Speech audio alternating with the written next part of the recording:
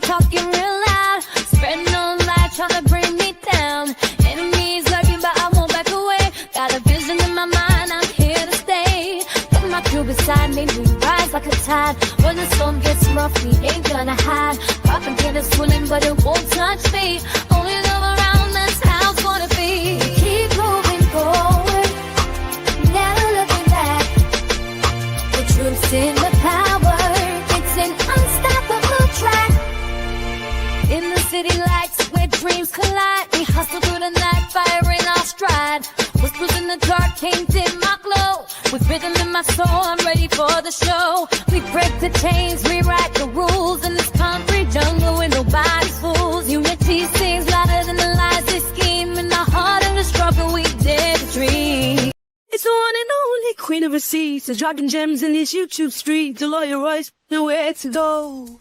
Tune in for the infamous morning show, giving the news that you need to know. So don't you dare miss a wake-up call. Then in the evening, I got all for y'all. Get your dose of daily vitamins. You know the queen makes it make sense. So true.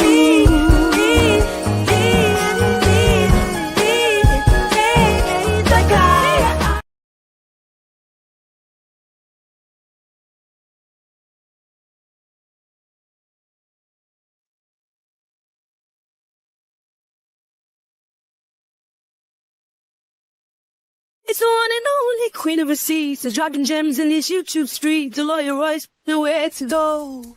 Tune in for the infamous morning show, giving the news that you need to know. So don't you dare miss a wake-up call. Then in the evening, I got all for y'all. Get your dose of daily vitamins. You know the queen makes it make sense. So true.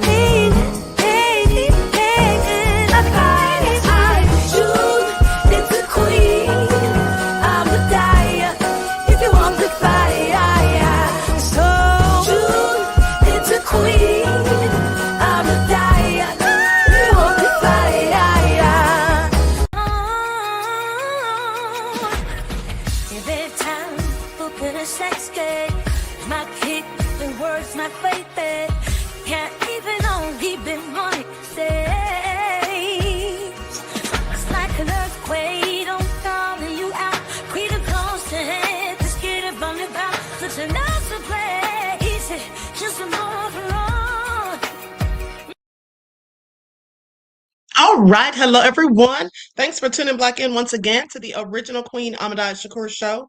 I'm your host, Queen Ahmadiyyah Shakur, and this is your morning wake-up call. So as you're coming in, please feel free to go ahead and subscribe to the channel if you haven't done so already. Be sure to click that notification bell and click the word all so you're notified each time the Queen Goddess goes live. With that all being said, hello, DJ Big Six. Desmond is in the virtual building. Yvette. All right. Nessie X is here. G from the land. All right. Let's get into it, Charlene. We the people. Okay. It's so shout out to all of my loyal royals and everyone tuned into the Queen. I see you, Jeff ATL. And a big shout out to my moderators because y'all know they be putting in work. Okay. So Chill with Ronnie is in the virtual building. Troy is here. All right. Let's get into it. Now, before we get started, let's have a brief word from my sponsor at 12 Tribes.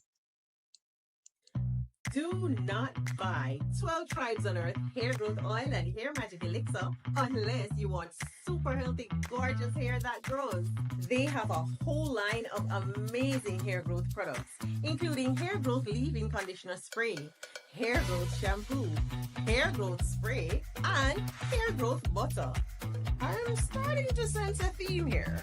They include quality natural ingredients. They smell amazing, and you can see the results for yourself. So if you're looking for healthy hair growth for your natural or relaxed hair, try 12 Tribes on Earth today.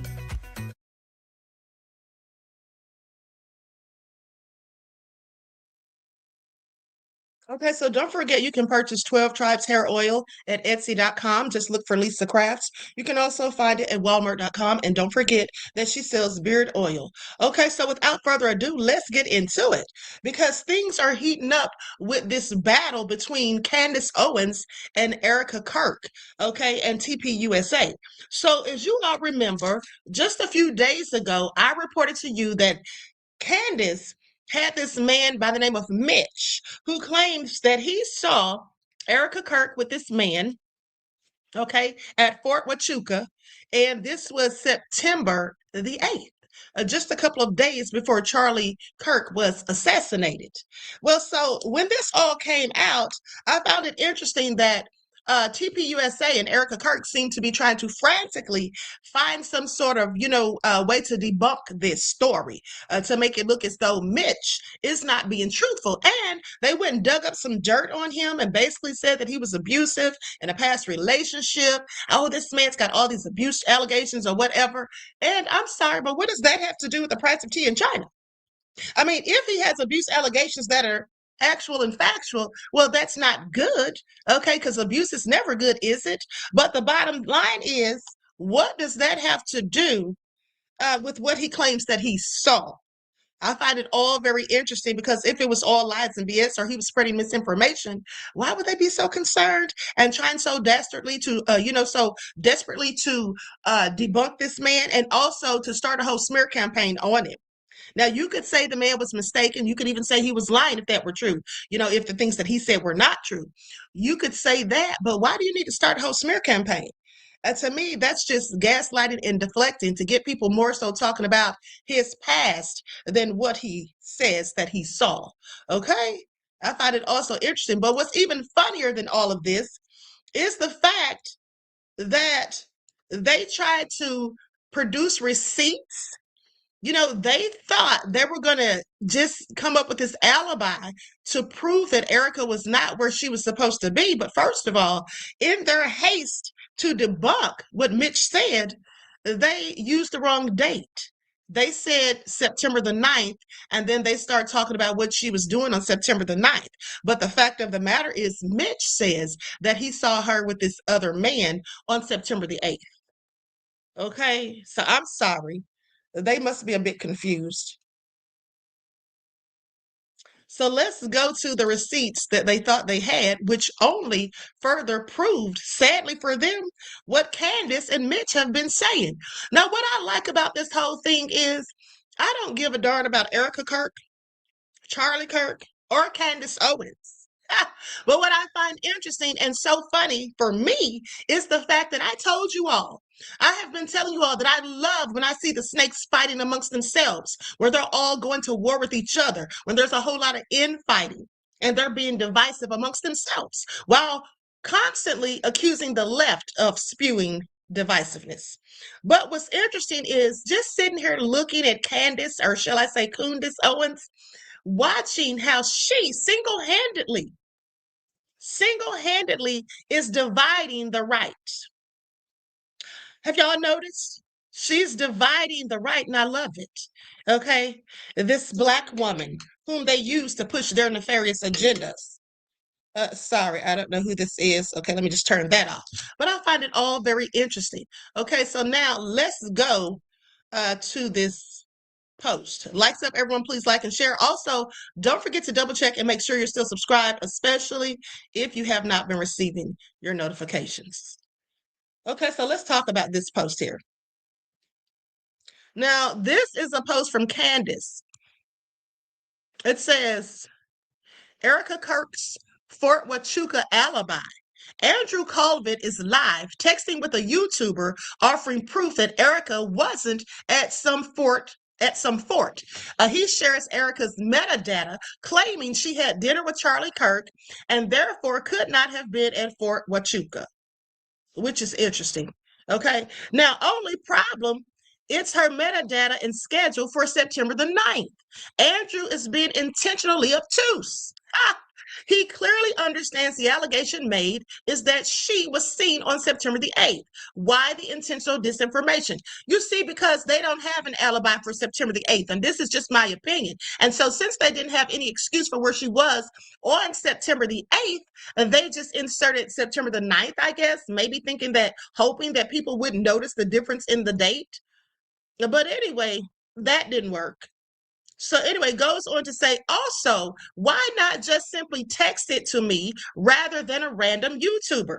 Why is everyone being so intentionally evasive about Fort Huachuca?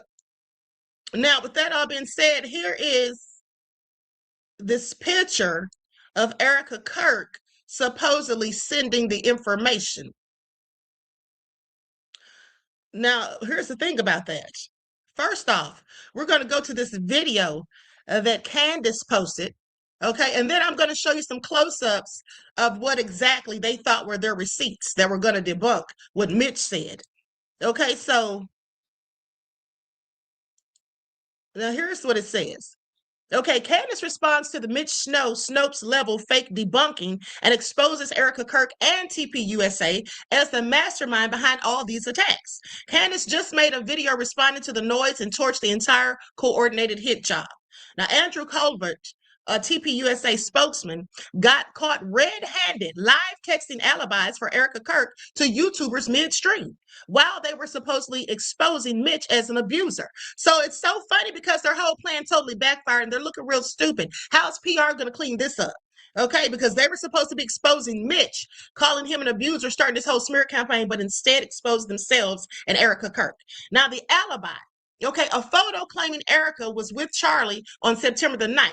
But no one ever said for sure Erika was there on the 9th. Mitch said he saw her the night before, September the 8th, at the Candlewood Suites out on Fort Huachuca. And get this, the message shows Erika's own hand in the photo COVID sent. She's directing her own spokesman to feed these YouTubers scripted proof behind the scenes. Now, why would she be doing this? Anyone want to guess? Why would she be telling this man, sending him information, telling him to feed it to these YouTubers? How many times have I told you all that some of these social media influencers are absolutely just paid, to spew all sorts of information, to try to cover up things, to kill stories for all sorts of reasons? Now, with that all been said, why not just send it to Candace directly? Why the cloak and dagger through obscure channels? Okay, Candace says telling the truth is free. Now let's go to this video. Because Candace is also going to show some receipts in this. Okay. I just have to jump on here to let you guys know that Andrew Colbert, the spokesperson for Turning Point USA, just got caught with his hand in the cookie jar, trying to help orchestrate behind the scenes an alibi for Erika Kirk and Fort Huachuca. Now, why is this crazy? For those of you that don't know the backstory here, essentially, this guy, Mitch, it was very compelling, said that he saw Brian Harpole leaving this meeting at Fort Huachuca on September 9th. Now, I wanted to give him the platform after I verified where he was to tell his story, but he also had to include the part where he claims that he saw Erika Kirk the night before, also on Fort Huachuca at Candlewood Inn and Suites. Okay. Now, truthfully, I put it at 50-50 because, like I said on my show, I believe that he was at this meeting was significant and that it concluded. I felt really strongly that he saw Brian Harpole, but what's his memory like? Are you good at remembering faces? Did you just see another blonde and think that it was Erika Kirk? Genuinely, I thought it was at like 50-50 until tonight, where all of a sudden there were all these attacks regarding Fort Huachuca. We didn't really know where they were coming from. You got people calling me insane. Alex Jones jumps into the fray. I'm like, what is happening right now? Why does Fort Huachuca have so many people triggered?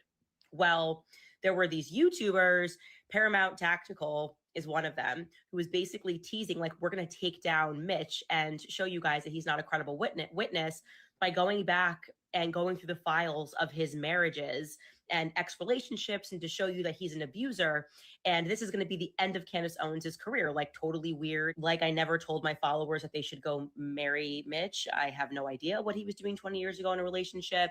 There were no convictions against him that I could find, whatever. The point is like, we didn't know where this was coming from. Everyone was like, money must have just gone out. Like, what is happening? Well, tonight was when they did their live to expose me and accidentally exposed Turning Point USA and Erika Kirk. Now, I'm going to show you the messages. Andrew Colvett was apparently live texting this guy Erika's alibi. Now, this means Erika is sending her alibi. Why wouldn't you just send it to me? Obviously, I didn't have a horse in the race of whether or not he saw you at the hotel. You could have just been like, here's where I was on September 8th. And this whole idea of you even being there would have gone away. Instead, she sends it to Andrew Colvett to send to these obscure YouTubers who are live, and it didn't click with them that Andrew Colvett did not want them to say that he was their source. So this guy just starts live reading the messages that are coming in from Andrew Colvett, where he proceeds to give an alibi that no one asked for. He's like, this is what Erika was doing on September 9th. Okay, the guy said he saw her on the 8th. It's kind of like the Brian Harpole, where they're just like giving us alibis for times that we're not talking about. Again, I wasn't even necessarily pressuring them for an alibi, but he then proceeds to walk him through what Erika was doing on September 9th, and he's pretending like she doesn't even know what Fort Huachuca was, even though her mother has a contract with the Department of Defense and would have obviously had to have been familiar with Fort Huachuca, which is in her backyard, and in Turning Point USA's backyard as well.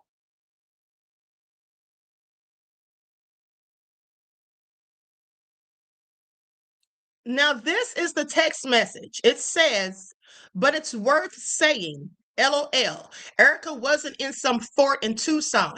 The internet has gone insane. She woke up next to Charlie, went to the office with Charlie all day, woke him up from a nap before a fox hit, went to dinner with Charlie. Literally, people are lunatics. Again, I would like to point out that no one said Erika was in some fort.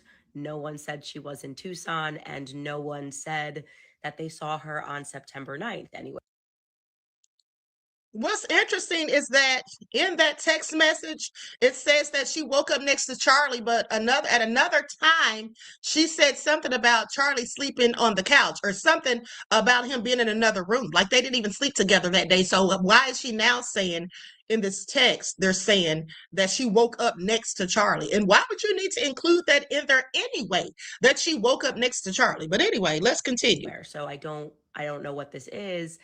It's just weird. It's a totally strange thing to say. Again, when you have an easy pathway to just reach out to me and say, hey, I saw you mention something on September 8th. Here's where Erika was. Notice that's Erika's hand. So that means Erika, the CEO of Turning Point USA, is directing the spokesperson of Turning Point USA, Andrew Colvett, to send her alibi to Paramount Tactical, as he is like going into the history of Mitch and supposed to be exposing Mitch for being a serial abuser, but actually exposes Turning Point USA. Like, you just cannot make this up. This is like a PR nightmare, a crisis. Is this just a crisis? Wait, I'm going to show you another message from Andrew. Being super discreet here. Okay, and it says, yes, that's Erika's hand.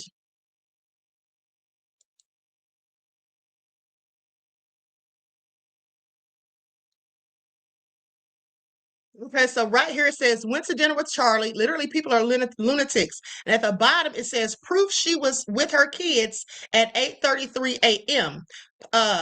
Pacific time. Don't share.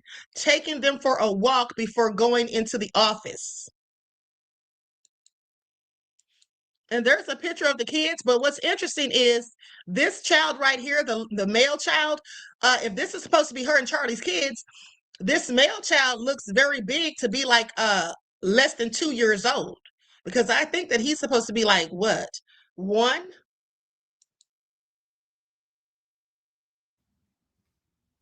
Look, I'm just saying the TikTokers are going to have a field day. Okay. Bibi Netanyahu has not gotten these TikTokers out of control. They already are not feeling the vibes about Erika. Now you got this directing behind the scenes attacks on really Candace for whatever reason, but like sending them out to do videos about Mitch. And then you do this like false debunking when it's just like, so like telling the truth is free.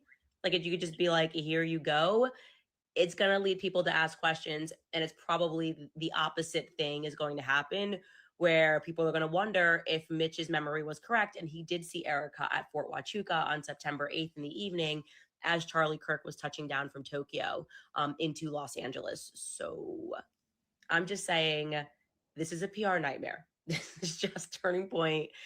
Ugh, bad. Not good. Okay, so I find it interesting that they made such a mistake. But also, let's go to this other post. Likes up, everyone, please like and share.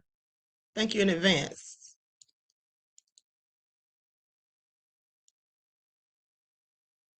Okay, here it is right here.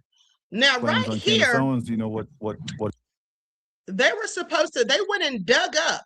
Okay, so the guy who was the witness, Mitch, they went and dug up his estranged son. Because remember, they're trying to start a smear campaign on him. They were talking about he was abusive in past relationships and all of this, trying to dig up as much dirt as possible.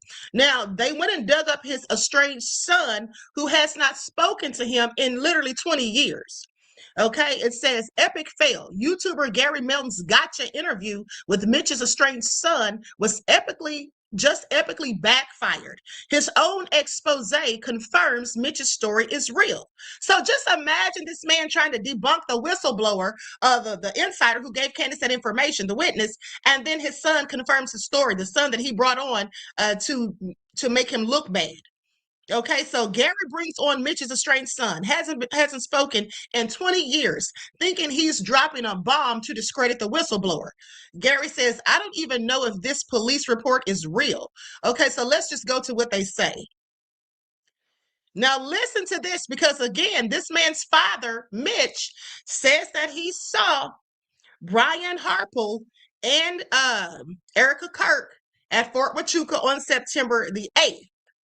Now, he is going to confirm that the military contacted him about his father being detained on September the 9th. They contacted him on September the 9th, saying that his father was detained. So that means that his father is where he said he was, which is at Fort Huachuca, okay, September the 8th. All right, so they just proved his point as well as Candace's. So foolish, but let's get into it. I'm going to use an overlay for this. Don't need any copyright issues. Give me just a second.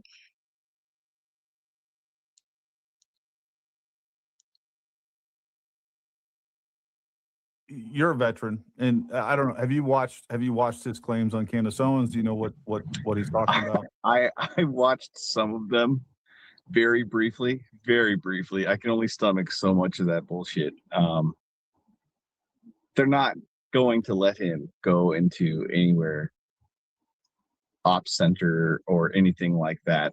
Yeah. On any post. Not Huachuca, not Carson, not nowhere, not in the States, not abroad. They're going to make him go through the same center that everybody goes through to get his ID, get it renewed if he doesn't have it to that point. They're going to let him go to the commissary. They're going to let him go to the PX, maybe some of the other amenities on the post, but he doesn't have a security clearance. Or if he does walk into the Joint Task Force staff duty, he might end up detained and outside getting the canines called on him, as per this report, which, again, I don't even know if this report is real or not. There's so much craziness going on with this report. I mean, plate number. They called me on September 9th, asking me if I knew anything about a Mitch Snow, and telling me that I was listed as his number one emergency contact. You're a veteran.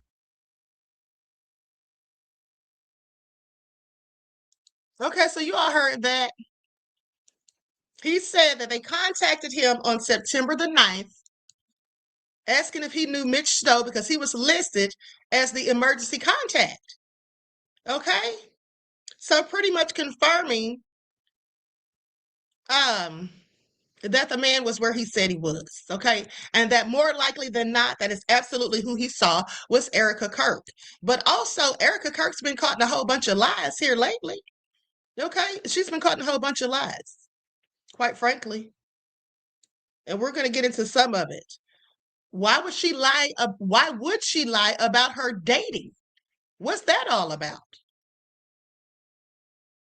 And during those 5 years when Erika was living her best single life in NYC. During her time in New York, Erika appeared on season 3 of the Bravo reality show Summer House, and her segments were filmed in August 2018 at a New York City bar and in the Hamptons. And yes, she was very much drinking alcohol, so that's another thing she lied about. Get you guys a drink or food, maybe? I'll have a glass of your Chardonnay. I'm gonna do the Mama's 14. I don't know. I just wanted to get to know you a little bit more, and like, I mean, I don't even know how long you've been in New York. Gosh, New York. I moved here 4 years ago. How old are you? Can I ask you? But Erika wasn't just going on dates for TV. She publicly dated at least 2 men that we know of during those 5 years in New York. First, there was Tyler JT Massey, a pro baseball player that Erika referred to as her incredible boyfriend in this interview for Arizona Foothills magazine. Some sources even claimed they were engaged at one point because engagement-style photos and shoots circulated online. However, no marriage records have been publicly confirmed, but the real bombshell is this viral footage from one of Trump's first major rallies in 2015 that shows Erika standing next to a man and a young girl between them, and this man looks a whole lot like JT Massey. So now people are speculating that the little girl could be their daughter. And one of the calls I got was from Erika. She's like, hey, I was Miss Arizona. I love Donald Trump. Can I be involved? I'm like, absolutely. So I met her, and I was like, we've got to put her behind the president. So I had my family behind the president. My grandpa, who just passed away just a few months ago, who loved Charlie, loved the show, everything, listened daily. It was my grandpa, my dad-in-law, Lauren, my wife, and Erika is up there. Yeah. And then in the same frame, you can see Tyler Bowyer down in the bleachers, the same Tyler Bowyer who introduced Erika to Charlie. So this raises massive questions. Why was this history scrubbed? Why the public narrative of no dating before Charlie when photos and sources tell a different story? Tyler became TPUSA's chief operating officer in 2017, and just months later, he conveniently set up what was supposedly a job interview that somehow doubled as a date between Charlie and Erika. I went to Turning Point's office opening for their first building, and Tyler he runs Turning Point Action now, and he said, you need to meet the CEO. I said, okay, great. Met him very quickly, shook his hand, said hi, nice to meet you. Neither of us thought anything of it. Looking back now, he apparently sat down with Tyler and said, we need to hire, or Tyler said, we need to hire her, and he goes, mm-hmm. But hold up, it gets even crazier from here.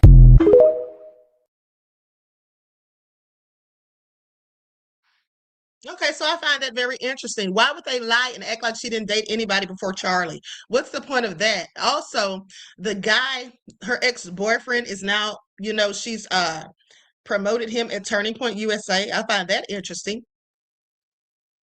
I find that very interesting. It's looking like she was Charlie Kirk's handler. What are the chances of her going there, wanting to work for TPUSA? Then she gets there and this guy tells her, oh, you got to meet the CEO, takes her there to meet Charlie. And then Charlie, she says in another interview, she says Charlie basically said, oh, I want to date you. Forget the job. I want to date you, or forget the interview, whatever. And so they ended up dating. Okay. Are y'all falling for that? I mean, because it seems like she was put in front of Charlie for a reason, as handlers usually are. I'm not saying she was his handler, but I think she was. The way the bullet hit him, he died instantaneously. He was pronounced dead. He died on the scene. But I'm so glad he didn't suffer. All right, so I am going to tell you the problem with this all right now. The problem is the inconsistencies in the story. So he died at the scene. Is that the story? He died at the scene. She just said that Charlie Kirk was gone at the scene. However, in later statements, that's not what they said. Because didn't they make it to the hospital where the doctors worked on him? Well, I can tell you, doctors don't work on dead people. So if he was dead at the scene and pronounced dead at the scene, there would be no working on him at the hospital. So why the lies? Why the inconsistencies? That's the problem with all of this. Why are they being so inconsistent with what really happened? Why not just be fully transparent with everybody? You want to make it all public. You want to make bank off of his demise. And you want people to believe this narrative you're pushing. Well, then my advice is, why aren't they being a little bit more transparent? I'm just saying, on my Rose knows, there's that. Guys. Erika, in the clip I'm about to play, girl, I was about to get in the bath and I came back here to talk about this because I can't believe what I just heard on that interview with the New York Timesy guy. But I will let the court of public opinion respond to this and we'll find out. But in my opinion, in my very humble opinion, Erika Kirk, Mrs. Charlie Kirk, this makes zippity-doo-dah, zilchity-doo-dah sense. But take it away, Erika. I took it all off my phone. I don't even have news apps on my phone. I have nothing on my phone. I will let other people post for me and siphon through those comments. That is not, I do not have the brain space for that. And it would not be healthy for me either. I get called so many names. I genuinely don't care. I really don't. Okay, Erika, first of all, it's okay if you read it. You don't have to be like Mikey McCoy's dad. What's his name? What's his first name? I forget. Like America's pastor. You don't have to be America's divine feminine spirit. Okay. It's okay to read it. Okay. It's okay to admit you care, but this can't be true because we know you're in the know. Now we heard this narrative of Jesse Waters. You insulated yourself, but of Megyn Kelly, you knew all about the infamous hug. Now girl, I don't have a problem with that. I had a little problem with what you prefaced it with, comparing Charlie to J.D. Vance, but the hug, all right, hug how you care to hug. But any Hoosers, Erika, how would you know that all the meanie bullies are out there unless you're reading the stuff? How would you even know that's happening if you've insulated yourself and there's no news? Unless you're like listening in to like, you know, Blake Ness talk about it, or listening in to the other guys in the office talk about it, right? That Boyer guy, Tyler Boyer, whoever, you know, the Turek guy, or I don't know if he's involved. But so are you in the know, or are you like asking, what did they say about me today, guys? Because this doesn't add up, Erika. But again, leave me your comments. We'll let the court of public opinion decide the verdict on this one. Do you know or do you not know? What's going on? Okay, yeah, I'd like to know what she knows too. Now, I find that all very interesting. Okay, so now pay attention. And that lady that was just talking, one box says Erika was drinking that Henry Dickel. Okay, thank you for your insight to the topic and your contribution to the channel, beloved. I appreciate you. Peace, love, and blessings. Now, that lady that was talking, she reminds me of the lady from Misery. Okay, one of those type women who, just the way she was talking, just reminds me of somebody who's mentally unstable. I'm not saying that she is, but that's what she reminds me of. Okay, like the lady on Misery. Okay, now with that all being said, here's the thing: the first lady in that clip was talking about how Erika Kirk said that Charlie was pronounced dead at the scene. And she said other reports said something different. Well, that's true. Other reports did say something different, okay, because I read you all the reports. And here's the thing. Someone asked about the autopsy. I think it was DJ Big Six. There is no autopsy, supposedly. When you Google it, it says there was no autopsy. But funny thing is, I reported to you all weeks ago, maybe a month or so ago, that Erika Kirk, she was literally talking to on a podcast, and she said she saw the autopsy report when she was trying to debunk the so-called conspiracy theorists. She was like, I was there. I saw the autopsy report. But they said there is no autopsy report. So what the hell did she see? And if she did see one, then why did they tell us there was none? So it's a whole lot of inconsistencies, just like that woman just said. But also, as the woman also said, Erika said in that clip that he was pronounced dead at the scene. Well, according to this report from People, okay, that came out November the 5th of 2025, Charlie Kirk was fatally shot on September the 10th during a stop on his American Comeback Tour at Utah Valley University. Now, Erika Kirk is recounting the moment Now listen to this, because this is what Erika Kirk said.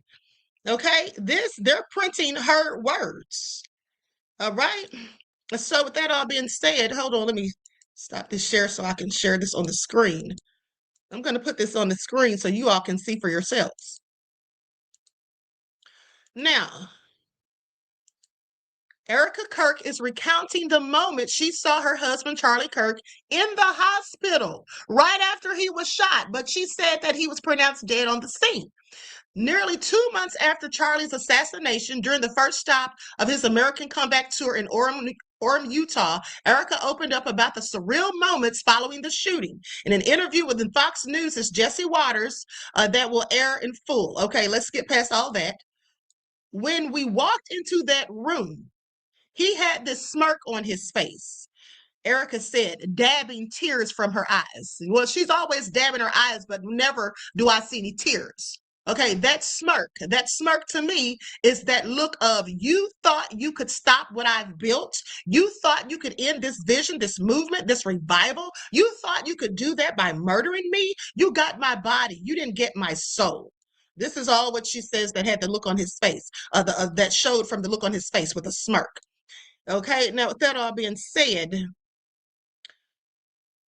hold on, let me get to the part where they say he was pronounced dead.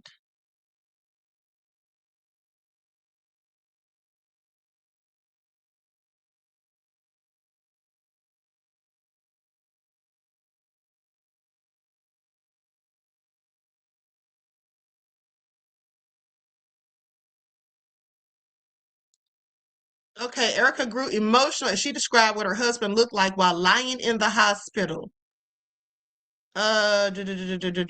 Smirk on his face.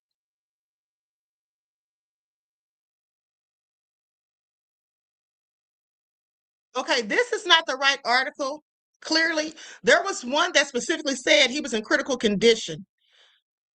Here it is right here. Okay, here it is right here. I know I'm not crazy. It says Charlie was transported to the hospital in critical condition. A Turning Point USA spokesperson said at the time. Shortly thereafter, President Donald Trump shared the news that Charlie had died. So he was taken to the hospital in critical condition. That's what they said. And in one interview, she said something about the fact that his body was still warm when she touched it.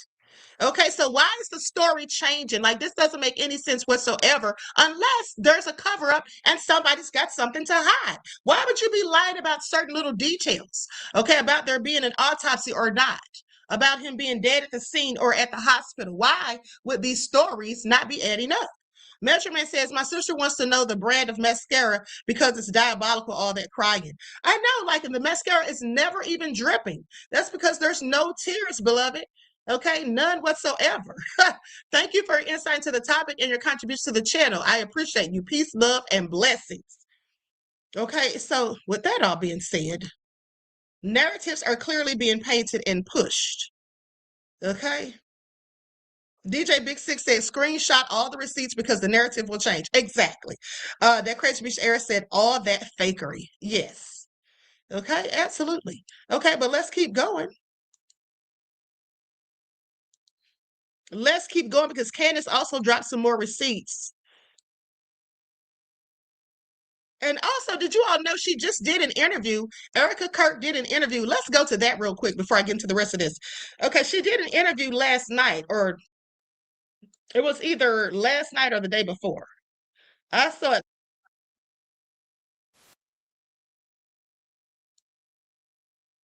Yeah, it was last night on Fox.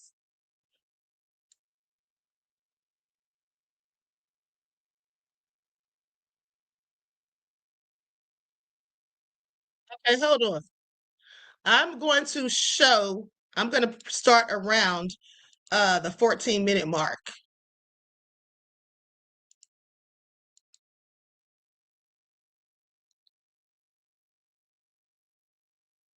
In a moment, we'll hear from Turning Point CEO Erika Kirk on how she's doing everything she can to keep her husband Charlie's mission alive and thriving. But first, Fox News correspondent Lucas Tomlinson takes a look at how faith is taking center stage in many of our country's biggest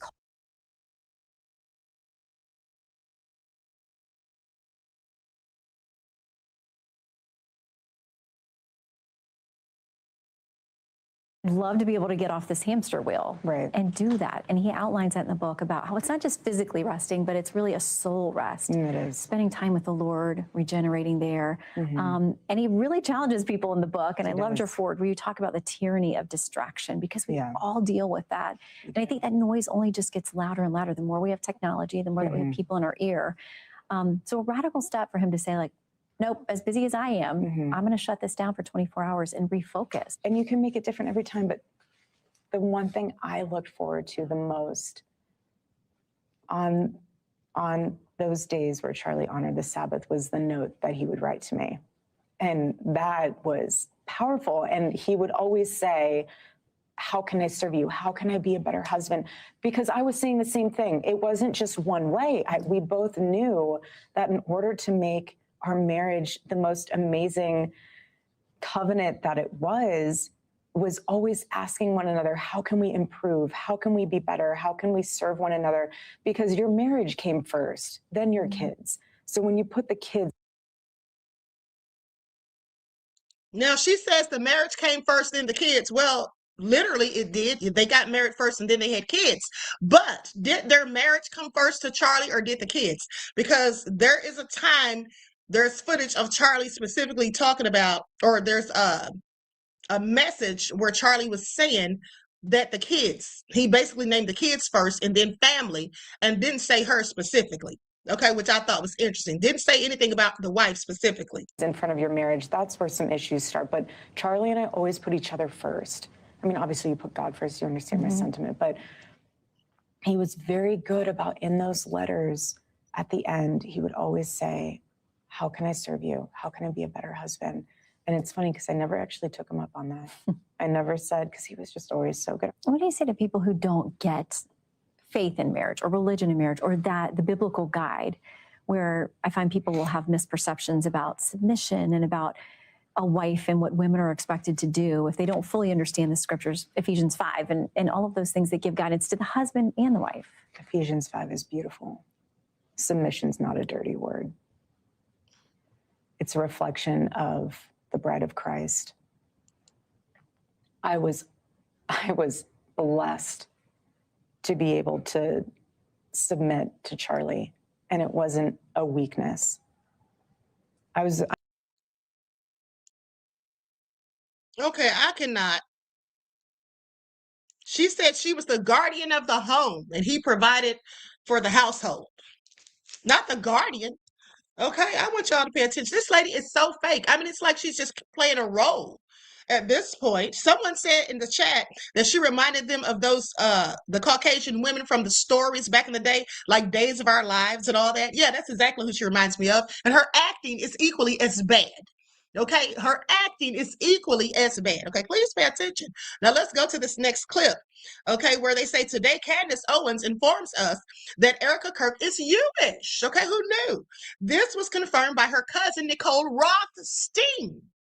Okay, yeah, let's talk about it. Likes up, everyone, please like and share, honey. All right. Secrets keep coming out. Let me put my overlay on here.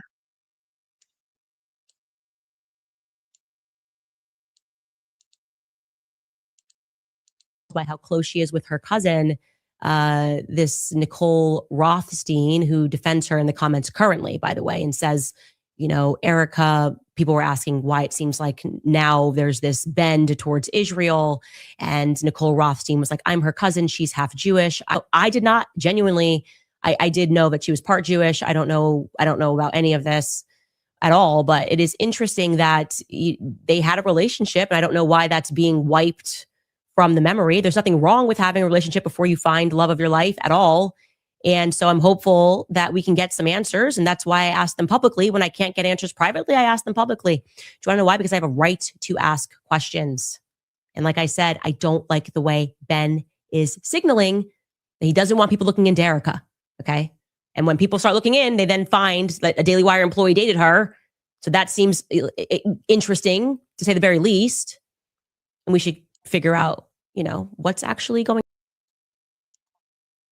All nefarious at the end of the day. Very interesting. Let's go to this next clip. Likes up, everyone. Please don't forget to like and share. Thank you in advance. In August, before all this happened, he had a Hold on, beloveds. Let me put that up there because this is Sirius XM and I don't want any drama. event where he had some donors at. And one of the first questions they asked was, God forbid if something happens to you, like what would happen next at Turning Point? And Charlie made a really interesting point. He said companies, example, Apple, Macintosh, he said they're founder led. He said, but what I have built will one day, if I'm not around, be vision led. And he had made mention at the end, like, Erika will do a great job running it. Hold up. Weeks before. Now, y'all don't find this interesting? Also, look at the date on this screenshot, September the 9th.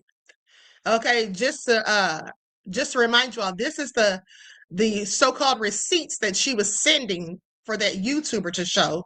Okay, September the 9th, which had nothing to do with September the 8th, which is the day that they said she was seen at Fort Huachuca. Before Charlie was gone, donors asked who would step in if something happened to him. And Erika, oh my God. She ends that story smiling like she's so glad she's in charge now. At normal behavior. Why did Charlie say he feared for his life 3 days later? August 13th, 2025, same night Charlie had that meeting. Remember when his friend Harrison Smith put out that tweet on that same day? Then 2 days later, after those text messages that Candace showed, Charlie's gone and now it's fireworks like it's WWE. We're told not to question anything. Yeah, what vision exactly? Because it doesn't sound like anything that Charlie was talking about. Why has Erika Kirk never defended her husband when he said that donors were bullying him? So why would anyone believe he'd nominate her to take over? Then the crazy part is being told we lack faith for noticing this. And it's happening right in front of us. Here's the thing about lies. You have to keep stacking them over and over to keep the story together. That's why we keep seeing contradictions. That's why the story keeps shifting, because when something is true, it doesn't need defending like this. People aren't crazy. People aren't blind. No matter how many times they tell us.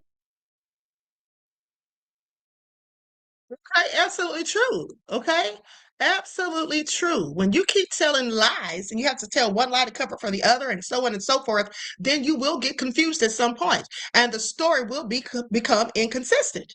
Okay, the truth doesn't change. It stays the same. No matter how many times you repeat it, it's going to be the same story.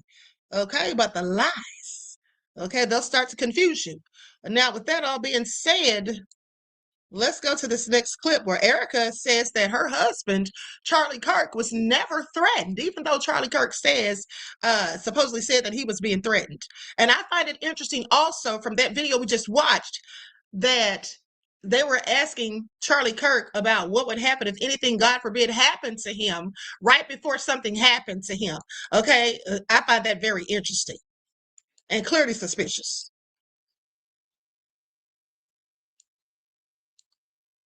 Now, with that all being said, hold on, let me put an overlay because I don't know where this video came from. I got it off of TikTok. I'm not sure if it was an interview or what. Messaging people the day before saying, I'm going to be murdered. Andrew Colbert is the person who received a text message from Charlie Kirk saying they're going to kill me. He wrote me this, please pray for me. Quote, I know they want me dead. I've seen the autopsy report. He did not go in for an autopsy. The death certificate was signed by the doctor at the hospital. I wouldn't want to be you. Now, you all heard that again? You all heard that, right? She said, I've seen the autopsy. That clip is in there. I showed you all this weeks ago. But there it is again where she said she's seen the autopsy report, and there is supposedly no autopsy report. And be caught up in lying right now. And I want to get on the Egyptian plane thing. Not Charlie, but Erika was the one being tracked by these planes. 68 overlaps with Erika's documented locations. All those places they said I've traveled, I've never been. These are all the instances.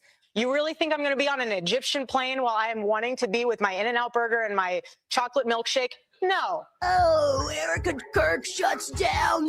No, she didn't even respond. Stop. I forgive him. I could have never forgiven Tyler Robinson. I don't even think it's the person that killed Charlie Kirk. You think they've caught your husband's killer? I trust our team. They were like back on their feet the next day. So many amazing things down the pipeline. I am so excited. Watching these snakes. Oh, everyone grieves differently. He said, if I tell you the true prophecy that I know in my gut. I am not sure if I will live to see the end of this revolution. He didn't say that. I believe you were the piece that God meant me to meet that will finish the fight. This is not okay. It's not healthy. The moment that Charlie got shot, I just knew he was betrayed. My message to them is to stop. To stop. I will be an enemy of you. Excuse me.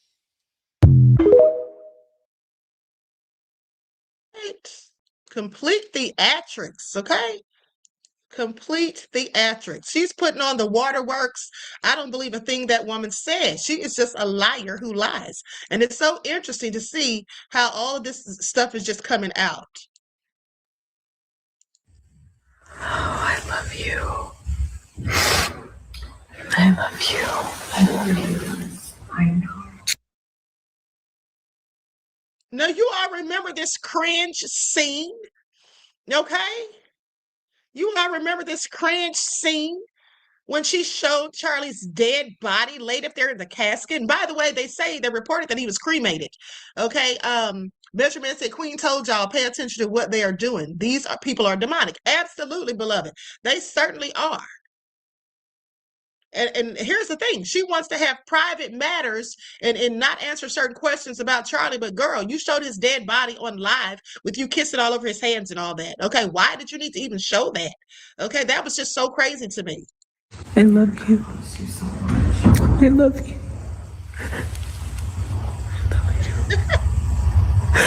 God bless you.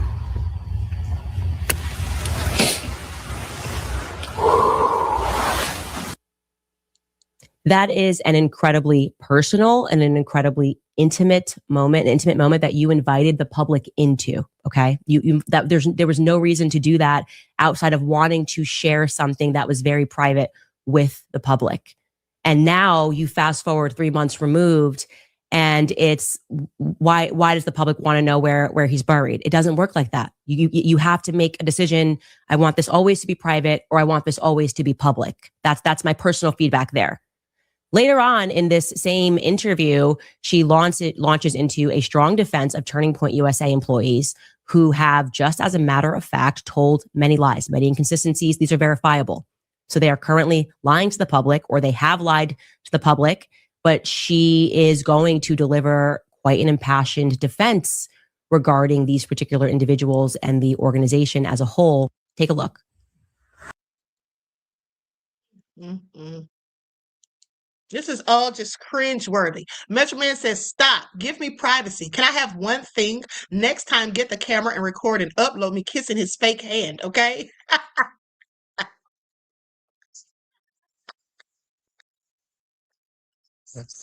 Metro Man, you are so wrong for that on so many levels, okay?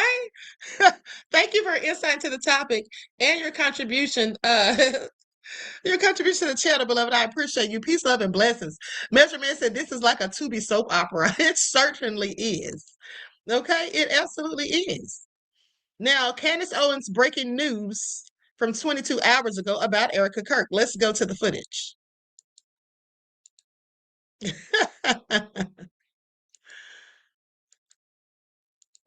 It out, and I'm going to read around some parts, removing some parts to provide this individual, who, by the way, I have no idea who this is, but to give him and her even some more coverage. Even though they said that they were very thorough in making sure it wouldn't get back to them, but you never know. They're taking a tremendous risk. So I'm just going to read this to you guys, and I'm going to read it slow for comprehension because I had to read it slow myself for comprehension. It starts out with, Candace, I'm aware that you suspect the government and other entities are involved in the events leading up to and on September 10th. I am aware that you also tied the plane, SUBTT, yellow plane, to this, and that you are receiving tips. You might have been wondering why SUBTT made so many visits to Wilmington, Delaware, out of all places, and I can personally answer that. What I can say about myself is blank, blank, blank. I'm not going to read that. I'm not going to read that. I'm not going to read that. Some people may tell you that SUBTT stopped at Wilmington because it was, quote unquote, just maintenance. That is not true. The information I am giving you will implicate the FBI and various other government agencies all at the same time. I am passing this to you because you are honest enough to see this for what it is. Did you all hear that? Said that this information that's being given to Candace could implicate the FBI and other government agencies at the same time. Are you all listening? Let's continue. When I tell you this drama is getting so juicy. You may put this in your notes and reveal this pattern publicly, but this, and then he talks about why this information is dangerous. So I'm going to skip and get to the information portion. The information portion reads this. As you know, on September 10th, an Egyptian government Dassault Falcon 7X, tail number SU-BTT, came into Wilmington, Delaware.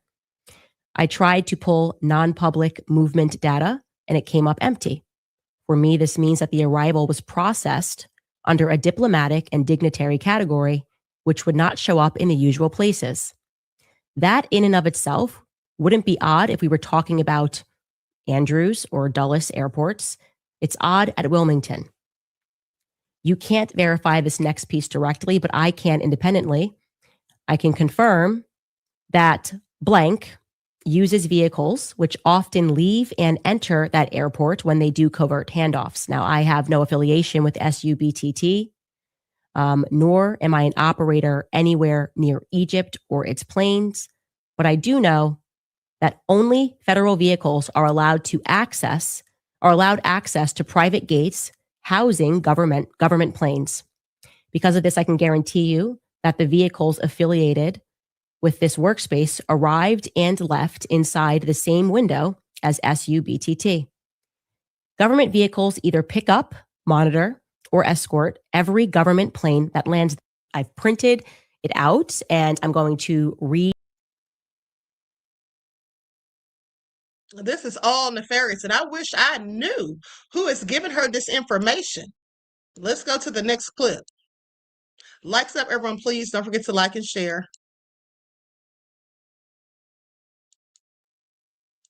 And that was the thing that he kept saying to me as this guy had a beard. He's around 37. Anyways, I sent him the picture of Cabot Phillips, and he says, yes, it's the person I remember being at the base. Now I'm like, that would be totally crazy. Maybe, again, this could be a lookalike. And so I messaged Cabot Phillips and did not get a response. I messaged Cabot Phillips twice today, actually, and asked him if he wanted to have an off-record conversation because we can't just like take that to the bank.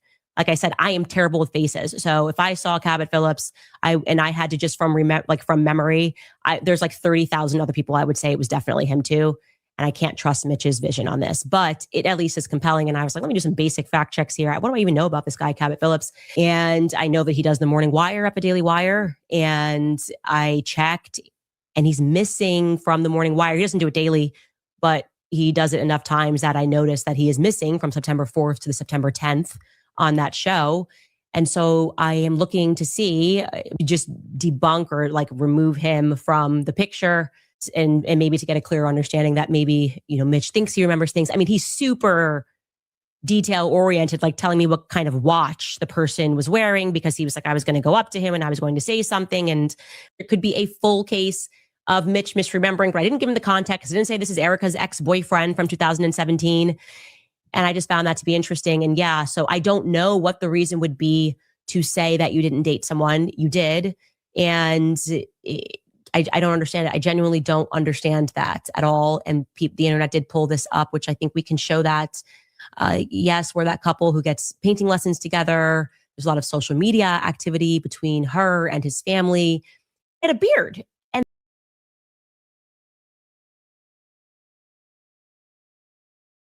so why is she lying about dating this man? And there's pictures of them together all over the internet. Okay, what was the purpose of telling those lies? I have several questions, but also I remembered a clip when Erika Kirk was talking about Charlie Kirk's assassination, and I showed it to you all like maybe a week ago, if I'm not mistaken, but I wanted to go back and find it because when I played that clip, what I forgot to point out to you all, which I did notice, was that she said once he was assassinated. And I thought that sounded kind of strange. Once he was assassinated, not when he was assassinated or after he was assassinated, but once. Y'all don't find that interesting? And luckily, I was able to find a TikTok video of it. Likes up, everyone. Please like and share. Thank you in advance. Or once he was assassinated, once he was assassinated, once he was assassinated. Once he was assassinated, this indicates anticipation. Like, once you finish dinner, you can have dessert. My entire speech has been wiped because my iPad won't even turn on. God forced Erika Kirk to be off script so that we could hear her true voice. But here's what I've learned the most in these past 3 months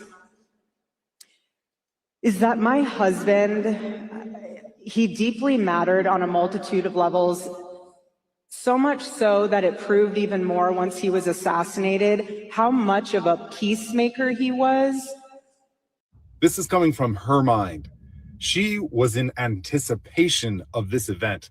That's why she said, once he was assassinated. Because otherwise you would say, after he was assassinated, this thing I didn't expect to happen, after our house burnt down, not once our house burned down, but see, the planning that this took puts you in the mindset that it's once Charlie Kirk was assassinated, I realized this. This is crazy. And I know that there's going to be tons of people making excuses about why she's saying this. And if it was one isolated thing that she has said wrong or weird, I'd be like, all right, she's just a weird little thing. But no, there's no grief here whatsoever. There is anticipation. There is interest, excitement, business opportunity. When we asked Erika Kirk to answer our questions, she told us she was too busy building. That's what she's doing. She's building, not grieving, not taking care of Charlie's children. She is building a business once he was assassinated.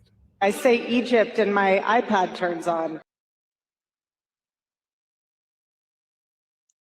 I find this very interesting. Also, the fact that she has not been really spending much time with her children, whom I would think she would be comforting after the father has been assassinated. But she's been out, just grifting.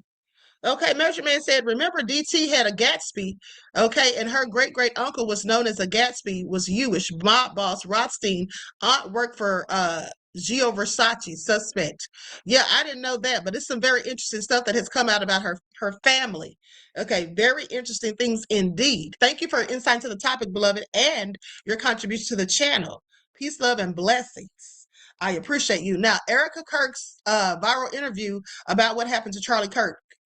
Behavioral analyst reacts. Okay, so this is a behavioral analyst, and let's listen to what he has to say.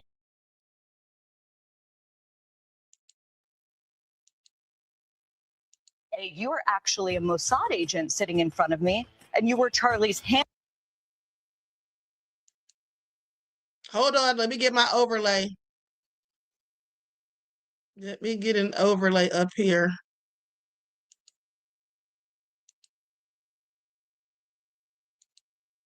They say that the ring is on your fingers, which are my kids' initials, my wedding band. What's going on, everyone? Welcome to the Behavioral Arts. My name is Spidey, and I use my degree in sociology and psychology, my certifications in criminal interrogation and body language analysis. Last week, Erika Kirk, the widow of Charlie Kirk and current CEO of Turning Point USA, sat down with CBS for an interview that quickly sparked intense reactions online. Several clips from that conversation went viral due to her nonverbal reactions. But when you watch the full interview, the most revealing behaviors aren't always in those viral clips. In this video, we're going to break down those moments, the subtle behavioral tells, some of which went unnoticed, and what they may reveal about what Erika is really thinking and feeling. What do her body language, facial expressions, and word choice actually reveal? Let's dive right in. They kind of justified it. They basically said that because Charlie said or believed things that they believed were controversial or even hateful, that he somehow had it coming. What do you say to people who justified his death? You're sick. He's a human being. You think he deserved that? Tell that to my 3-year-old daughter.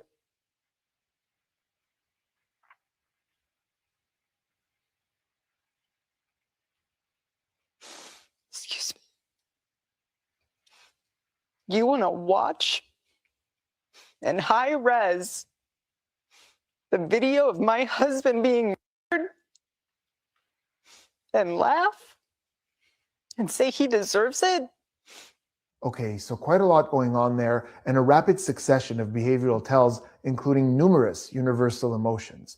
So from the top, as the interviewer is asking the question, we see something from Erika that we're going to see a lot throughout this interview in two different contexts. Exactly when Barry is saying they basically said that because Charlie said or believed things, we see Erika looking at her and she squints her eyes like this, and you see it very obviously on the bottom eyelids.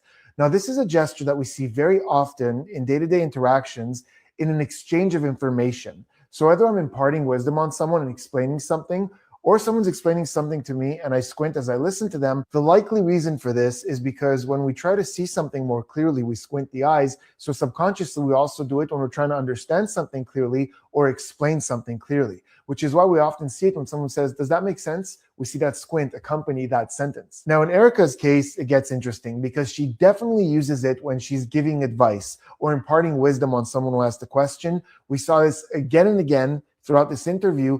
When she was giving someone advice, she often squinted like this in that kind of nonverbal way of saying, is that clear? Does that make sense? However, with Erika, we also often see it in moments of skepticism or irritation. Some people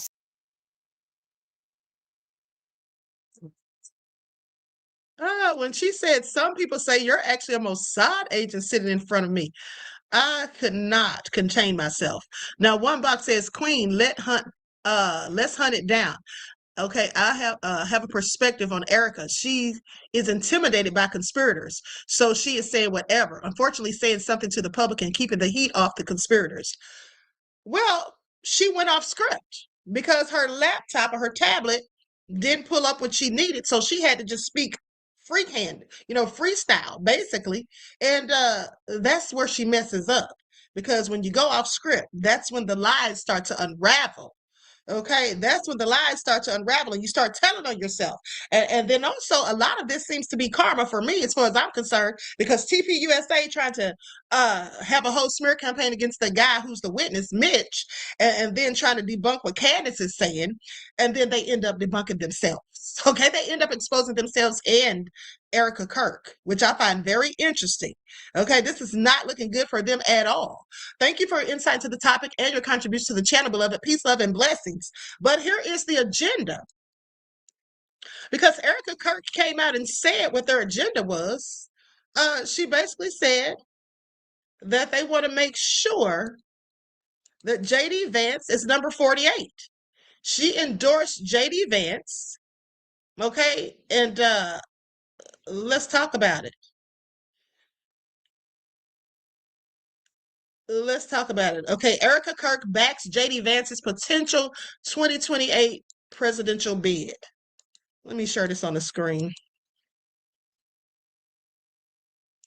Mel said Charlie Kirk was about to spill the beans. Yeah, I think he was. Okay, or at least he was no longer going along with the plan, in my opinion. So that all being said, let's talk about it. Now, Erika Kirk, widow of Turning Point USA founder Charlie Kirk, and the organization's new leader, endorsed a potential presidential bid by Vice President J.D. Vance on the opening night of the conservative youth group's annual conference. So after telling the cheering crowd that Turning Point would help keep Congress in Republican hands next year, she said, and that's part of the agenda too. I want you all to pay attention. She told them that their plan is to keep Congress in Republicans' hands for Trump. Basically, this is all for Trump to help him. And then she said, we're going to get my husband's friend J.D. Vance elected for 48 in the most resounding way possible. That's their agenda. Okay. And they've already started, to continuously brainwash the youth. Okay. Because that's what they're doing, in my opinion. Now, Vance will be the 48th president if he takes office after President Donald Trump. Kirk's statement on Thursday is the most explicit backing of Vance's possible candidacy by a woman who has been positioned as a steward to her late husband's legacy. Charlie Kirk had become a power broker and bridge builder within the conservative movement before he was assassinated in September. Vance was close with Charlie Kirk, whose backing helped enable his rapid political rise. After the assassination, Vance and his wife joined Erika Kirk in Utah to fly her husband's remains home to Arizona aboard Air Force Two. Vance is set to speak to Turning Point. Okay, well, we already know about that part. But here's the thing. What I found interesting is that they have pictures. These TikTokers have been out here researching, and they found pictures of Erika Kirk no longer wearing her wedding ring. Okay, no longer wearing her wedding ring. Now, my question is, why would you not wear your wedding ring if your husband has died, has been killed? Okay, but also they have footage of JD Vance's wife also not wearing her wedding ring. So what's really going on here? Okay, is Erika going to be the next first lady and she's going to marry JD Vance? I don't know. This is all crazy, but it sounds like she does have the hots for JD Vance. I mean, we all saw that hug, right? We all saw that hug. They could say whatever they want. Now, hold on. Let me go to this video here. I want y'all to pay attention to how Erika Kirk is talking. And there's a video where she's basically speaking, in my opinion, seems like she's speaking for Charlie Kirk.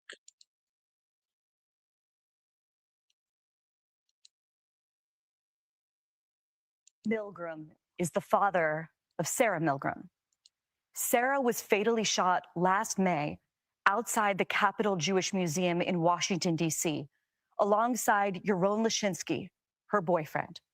Sarah was just 26 years old when she was killed.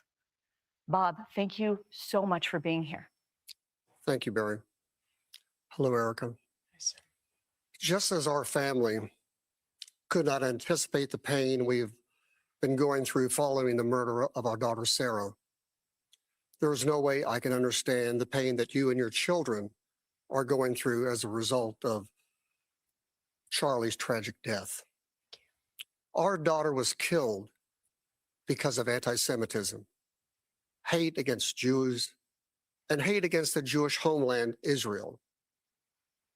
We know about the growth of anti-Semitism on the left, including here in New York City, where the mayor-elect still will not condemn the phrase, globalize the infantata.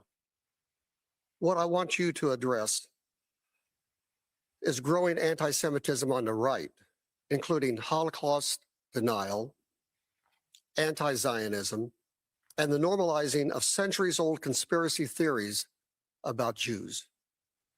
Will you here condemn the individuals spreading that hate and speak out clearly enough against anti-Semitism so we can prevent another tragedy? Yes, sir. First of all, I'm so sorry. You and I are a part of a very small club. Painful. But you're in good company, and I will pray for you.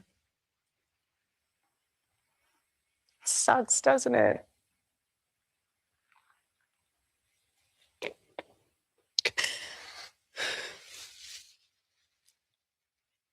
Hate is hate. It's evil. Charlie and I have always been very clear on our stance. Israel and Jewish people. It's awful. Awful. Anti-Semitism is what healing factor comes out of hating Jewish people? What healing factor comes out of hating Christians? What healing factor comes out? Hate in general. Nothing. Nothing.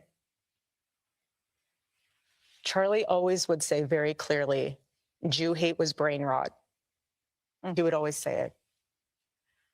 We've been to Israel twice together.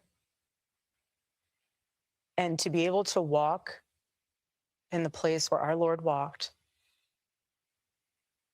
and see the Bible come to life in Technicolor, how could you hate that place? How could you hate the Jewish people? Why? Because you need to fulfill a conspiracy theory? I'm wrapped in, people say I'm a part of conspiracy theories all the time. It's sick, and it needs to stop. We are human. No one is perfect. No Christian is perfect. No Jew is perfect. No Muslim is perfect. We are broken, sinful humans in need of a Lord and Savior. And that's why it is so important to give your life to the Lord. Because once you do that and you fully surrender to the Lord, you have no room in your heart for hate. And so, sir, I am so sorry what happened to your daughter. I pray that does not happen. And I pray that that is something that we can somehow extinguish in this world. But we are living in enemy-occupied territory. And every single day we need to guard ourselves, guard our minds, guard our heart. And the best way to do that is reading God's word. And you cannot separate the Old Testament from the New Testament. You cannot. You cannot. Bob. Her and those darn crocodile tears are just a bit too much. Okay, now, as I was saying about her not wearing her wedding ring, okay, please pay attention. I'm going to go to the screenshot. What's up with this? I have several questions, is all I'm saying. Okay, here she is. Y'all see that? No wedding ring. All right. I find that interesting. Why wouldn't she have her wedding ring on? But also, why wouldn't JD Vance's wife have her wedding ring on? Now, I'm going to show this video, but I'm going to mute it because they're playing music. But I want you all to notice all the times that JD Vance's wife has her wedding ring on, and then all of a sudden she doesn't.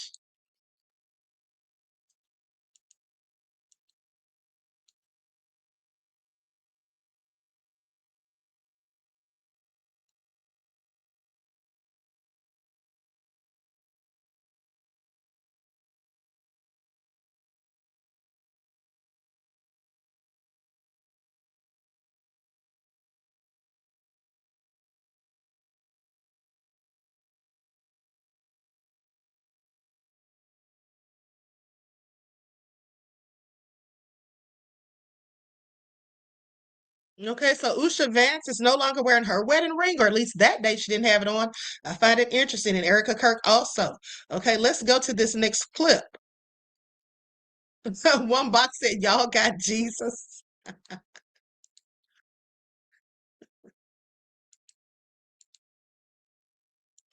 Is very powerful from the standpoint of it's all consuming. It will deteriorate. It will tear you apart. It will, I know they say it's like drinking a poison. It impacts you more than the other person. And if I had any ounce of hate in my heart, the Lord would not be able to use me. I also want to be able to show people that, yes, okay, you forgive someone. You don't forget what they did. It's not a weakness. It's a form of a strength to know, okay, Lord, I am surrendering to you. You have a choice. Am I going to stand in the corner, be in fetal position and crying, or I'm going to stand on my 2 feet by the Lord's strength, be able to say, Lord, give me grace today. I don't know how you're going to use it, but I know you'll use it for your glory. I'm here. Use me. Shine the light of where I'm supposed to go. And please, every single day, give me grace, heal me, Lord. And I just it's just a repetitive thing. Faith is just a muscle. The more you use it, the stronger it gets. And I pray that everyone understands that your life might be the only Bible someone reads. So be authentic with it. Hate is very powerful from the standpoint of it's all.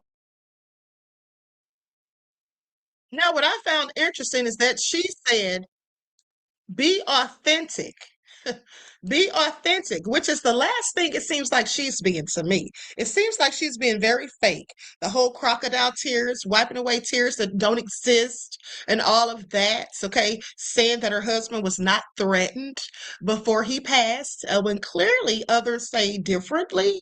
I just find it all interesting. Lying and saying she wasn't dating anyone before Charlie. Why? Why all the lies and inconsistencies? Okay, but hold on. Let's go to what this Jewish woman has to say about Miss Erika Kirk.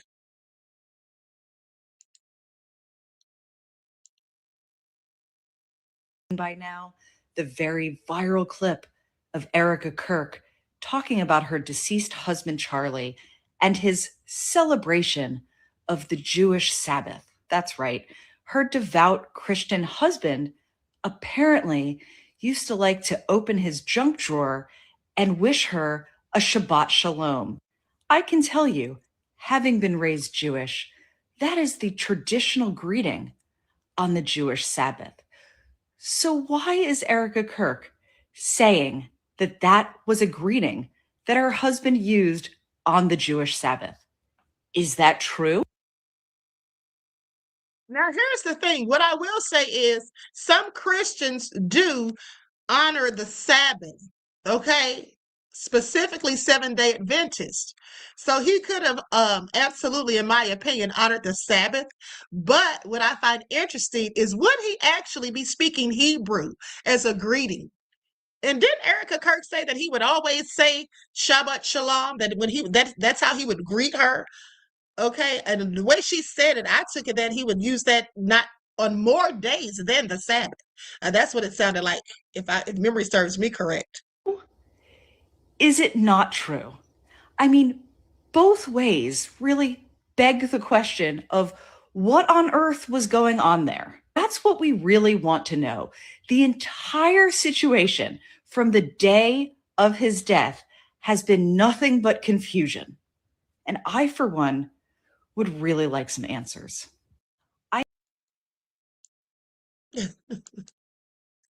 Okay, I think at this point everybody wants some answers, but I find it interesting because, like I said,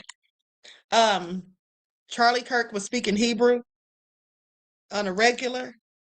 Shabbat Shalom. Even though there are some Christians who absolutely honor the Sabbath, do they go around saying Shabbat Shalom? I don't think so. Okay, that's just my opinion. All right, so it all sounds very interesting. I'm telling you all, as the story continues to unravel, more things are coming out. And in my opinion, this guy, Mitch, that came out, I think he just dropped a bombshell because they started so desperately trying to debunk him and to just start this whole smear campaign. Who goes and digs up this man's estranged son he hasn't even spoken to in 20 years? Okay, why are they trying to tell us that this man was abusive? Just because he was abusive, if that's even true, that doesn't prove that he didn't see Erika Kirk, okay, and Brian Harple at Fort Huachuca on September the 8th. And why did they give us that fake alibi for September the 9th when nobody even mentioned that, and nor did anyone ask for an alibi? When you start being accused of stuff and then you start volunteering information that nobody asked for, okay, I'm sorry, that's gaslighting and deflecting. Okay? Because if she wanted to tell us something, if they wanted to drop some receipts, give us the proof that you were not where this man says you were, with whom he says you were with, on September the 8th, not the 9th. Okay, and then to add insult to injury, as I showed you, the man's own son, who he hasn't spoken to, confirmed that he absolutely was there September the 8th because the military called him on the 9th, asking if he knew the man and basically saying that he was listed as the emergency contact and that the person had been detained. Okay? So yes, that's right, Reggie. The plot continues to thicken. Okay, Reggie said it's burning at the bottom.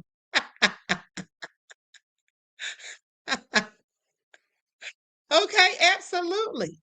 This is all getting real juicy. And like I said, I love it that all of these people are falling out of favor with one another. I absolutely love it that the very same people who employed Candace Owens to talk trash and to be a conservative talking head and to spew the racist rhetoric against her own people and to just completely raccoon out are all against her. Okay, she's beefing with them. She's beefing with Charlie Kirk's own wife, who was supposed to be such a good friend of hers. Charlie was, at the end of the day. And also, don't you all find it interesting that Erika Kirk is sitting here trying to debunk Candace? Why would you be upset with the person who's trying to figure out what the hell really happened to your husband? Why would you be trying to fight against that? Why would you be trying to, debunk her? Why aren't you, in fact, helping her try to get to the truth? No, because you already know the truth. And the truth is, in my opinion, that you were involved in a whole cover-up. Okay, Miss Erika Kirk. Now, with that all being said, Dynamic Quality says John Haig and Juanita Bynum are heavy into Jewish stuff. Really? That's interesting. That's absolutely interesting. I didn't know that. I didn't know that Juanita Bynum is a whole grifter. Okay, I do know that, however. Okay, talking about she's charging people like $1,500 to teach them how to pray. Girl. All right, so thank you for your insight to the topic, beloved, and your contribution to the channel. I appreciate you. Peace, love, and blessings. Okay, with that all being said, I'm about to be out of here. All right, I'm about to be out of here. Says her script is fearing a damsel in distress or faking a damsel in distress. Yeah, that's exactly what it is. Okay. She's absolutely pretending to be a damsel in distress and the grieving widow. But hey, when have we seen her grieving? Okay. She's been out her partying. And do you all remember that whole thing that she had at Mar-a-Lago? That whole party, that dinner party or whatever she had at Mar-a-Lago for $10,000 a plate. Yeah, they raised millions, I'm sure. But at that event, she's seen laughing around, laughing and going around having a good old time and wearing see-through black lace. Okay, I'm sorry. What weird widow does that? I almost called her a weirdo because that's what she's acting like, in my opinion. But what widow is doing all of that just a few months after her husband has passed away? And why aren't you out here with your children and comforting them as opposed to doing all of these interviews and all these podcasts and texting people fake alibis to boot? Okay, I just have questions. Okay, Mel says she raised close to 140 million. Right, a whole grift. Anyway, that all being said, but I want you all to pay attention to how these people keep invoking the name of God. Okay, acting as though they're so, holier than thou. And I'm here to tell you that in my opinion, they're all devils. All of them devils, okay? Turning Point USA, Trump and his minions, all of them devils, period. With that all being said, I love you all to life. I hope you enjoy the rest of this beautiful day. Each one teach one. That's how we grow and thrive. Do something productive, constructive, but never destructive. Oh, hold on. Didn't I forget to show you all something real quick? Hold on. Let me put my spectacles on. This is a picture of Erika Kirk with Benjamin Netanyahu's son, Yair Netanyahu, in 2019 in Israel. Okay. Says now she's talking Hebrew on daytime TV, attacking Candace Owens and defending TPUSA, who have been caught lying. She's in on it. She was Charlie's handler. Oh, I absolutely believe that beyond a shadow of a doubt. But here's the part that I love right here, where this black woman says, can't stand Candace Owens, and I think she's nuts. But she is very efficiently dividing the right now. Oh, yes, she is, and I'm here for all of it. It's also just funny to see a black woman cause so much trouble for them after they supported her coonery all these years. Okay, she's your Frankenstein now, bless. All right, I find it also interesting too. Okay, I find it also interesting too. So with that all being said, likes up, everyone, please like and share. All right, I will see you all. I might see you all later on this evening. I'm not sure because I need to retwist my hair, and that alone is going to take me about 4 or 5 hours. Okay, so I may be back later. I don't know. But at any rate, each one teach one. That's how we grow and thrive. Do something productive, constructive, but never destructive. And always remember, beloveds, to keep the Most High first in your lives. Peace.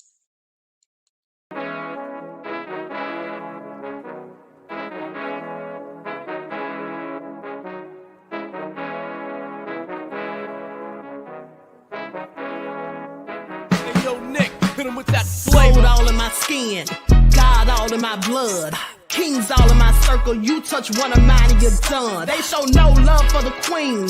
Why you hating on me? Is it cause I'm free and I got Malcolm X in my jeans? I got dreams like King Luther, shed blood like Kunsa. You ain't helping my people, I ain't got nothing to say to ya. I want all the smoke like hookah. Talking reparations, America won't be great until they give us compensation. I'm like, I'm the hottest this right now. See a bunch of lames out here trying to jock on my style. They be doing too much. I'm the queen, it's too easy. It's like they all at Popeyes, how they be talking so greasy. I just sit back and laugh while these haters get madder. So nefarious how they don't want my pockets with cheddar. I tell them they can do better. These snakes in the grass can leave a bite on your ass, cause y'all be trusting too fast. I got my foot on the gas, other one on they necks. Dropping receipts on haters, you better show some respect. I'm never facing regrets, we only facing the threats. Running through every challenge like a relay, break no sweat. It's a cold game, so I got that blanket with me. Now that my people awaken, ain't no going to sleep. I do not play by my piece. This time I'm playing for keeps. You talking slick, but when I see you like them ends, we gon' meet. And I got gold all in my skin, God all in my blood, kings all in my circle. You touch one of mine and you done. They show no love for the queen. Why they hating on me?